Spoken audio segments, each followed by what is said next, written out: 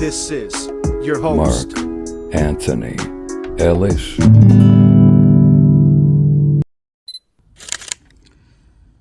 Good morning again. This is a great day. Beautiful sunshine. And as you can see, the scenery in front of the lake.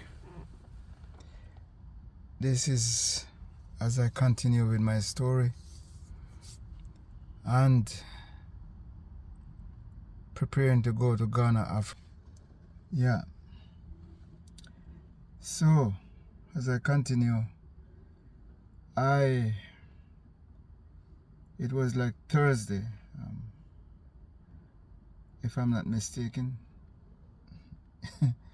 because of the years that gone by, but I think it was Friday, I should say. I was preparing to go to Africa the following morning. So, I wanted was to bring my daughter and her brother to their mother to babysit for like 2 weeks. That was my plan. My daughter refused to go, and I said to her, okay, you can stay with my mother in the apartment. And I took my son with me. I dropped him off at his mother's house. At his house. Okay? He has a key. I gave him a key. I said, keep this key with you. If you're not feeling comfortable staying with your mother, take a taxi and go back home. And I gave him $40 in cash. So, the turn of event is, of course, I took the KLM and I went to Amsterdam, then to Accra, Ghana. It was a very pleasant visit, I should say. Everything seems to be okay. Despite discouragement from friends said, don't go to Ghana, Africa. Because, most of us got information about, people live in tree, people kill you and do all kind of stuff with you. I didn't believe in none of that, actually. All my life, I always want to go to Africa. And when my cousin introduced me to this woman, I think at the time it was the best opportunity. And also, my grandfather, I would like to say, always talk about Ashanti. So, and they talk about some small story, about Africa. And nothing to scare me. Anyway, so I landed in Accra.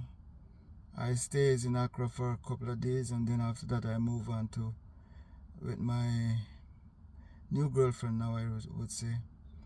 And eventually she became my wife.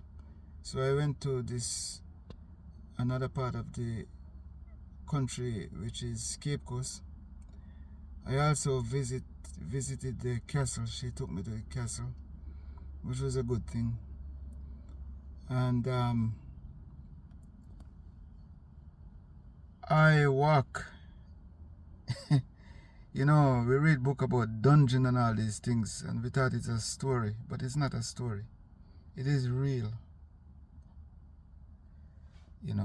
Real as real can get. So, when I went to this castle, Cape Coast Castle, I was able to walk, and there's a guide there that was talking about the history of the castle. There's a holding dungeon for men who they can't manage, I believe. People who try to fight for their own freedom, so they just stuck them in this big dungeon that I believe was designed for maybe 100 people. And if I'm not mistaken, I think the guide said they stuck about 1,000 people in that dungeon. Believe me, you can't believe it's a true story that human, European are so barbaric, so inhumane, And I would strongly encourage people from this hemisphere, don't just pass remarks. Go see for yourself. There is a female dungeon. There is a big barbecue with some concrete thing embedded in the concrete where they chain women on the outside, you know. Rain come wet them, sun come burn them.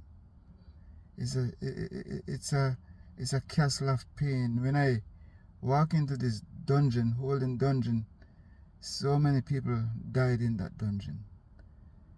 It is a total pain by itself. When the guide was talking, all of a sudden, I don't know, but I felt zone out from the guide. I didn't hear what he was saying no more. All I could hear was pain, like groaning, screaming, deep, deep. Even though I was inside that dungeon, but it sounded like they were groaning from miles away, like in a deep precipice. Yeah. So for me, that was part of my journey. And you know, I met this girl, as I said before, and she introduced me to her mother and her father. There seems to be a very pleasant people. The mother was so maybe happy to see me. She go away and she cook and she bring me back like yam and fish and some other food, you know. Yeah. Eventually, I returned. I spent 2 weeks there. I spent a week in Accra, and then I spent a week in Cape Coast. So I returned back to Cape Coast and then back to Canada. But because we were communicating for over, say, 2 years, she was my then wife, appears to be a stranger to me no more. I know her voice, I saw her picture, and she was just the person that I saw in the picture, that I saw actually in real life. So when I returned back to Canada, it was I called my son and I said, I'm gonna come and pick you up, because September is, you have to go to school, we have to go shopping, and he asked me, can I stay one more day with my mom? And I said, sure, but I'll come for you in the evening, because after I pick you up, then we have to go shopping, right? And it's gonna be like night. So following day, I called, nothing. I called about 10 times before 11 o'clock, nothing. And the following day, which is like Sunday, I keep calling, nothing. Then Monday, I call again, nothing. I call children's service, because they did put the child in my care. Children's service, I called them like 5 times, and each time they said to me, he's 13, 14 years old. He can choose to live where he wants to live. And a couple days before the week was out, I got a package from delivery service, and it was from a lawyer.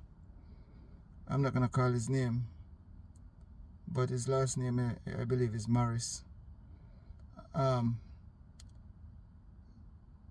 They make all kind of statement in that document, how I abandoned my son in Canada on the street. Can you imagine that? On the street. And take my daughter and leave Canada. Can you imagine the lie, the conspiracy that these people created?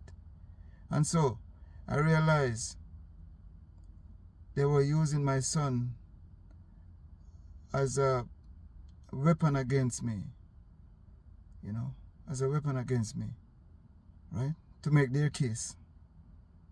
So I had was to take my daughter with me to court, and when I sit down there and the lies that these people tell, I tell you, it hurt to the core.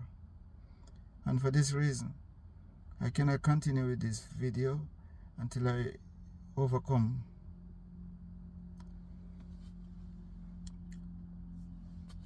Because the pain is still there.